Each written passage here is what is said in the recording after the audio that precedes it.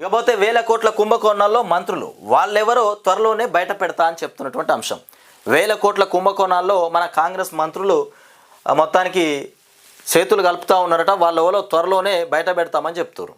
ఇక వచ్చిందయ్యా అధికారం చూడురయ్య సుతారం అన్నట్టుగా ఇక మొత్తానికి అధికారం చేతుల పడగానే వాళ్ళు కూడా సంపాదించుకోవాలి కదా, సంపాదనకు ఎగబడతా ఉన్నటువంటి అంశం.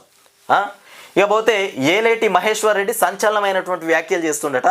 సీఎం రేవంత్ సినిమా డైలాగులకే పరిమితం, ఇక రైతు సమస్యల పరిష్కారంలో ప్రభుత్వం మొత్తానికి విఫలమైపోయింది, రైతు బంద్ అనేటువంటి భరోసాగా మోసం చేస్తున్నారు, రైతు భరోసాగా మార్చి రైతు బంధునే రైతు భరోసాగా మార్చి మోసం చేస్తున్నారు.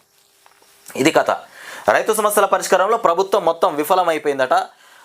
రైతు బంధునే రైతు భరోసాగా మార్చి రైతుల్ని మోసం చేస్తున్నటువంటి అంశం. ఇక ఇంకొక విషయం ఏంటంటే వేల కోట్ల కుంభకోణాల్లో మంత్రులు అయితే ఉన్నారట. ఆ మంత్రులు ఎవరు, మరి ఏ మంత్రి కుంభకోణాలకు తెరలేపుతున్ననేటువంటి అంశాలు అయితే త్వరలో బయట పెట్టబోతున్నామని చెప్తున్నటువంటి అంశం. ఇక ఏలేటి మహేశ్వర్ రెడ్డి సంచలనమైనటువంటి వ్యాఖ్యలు చేసి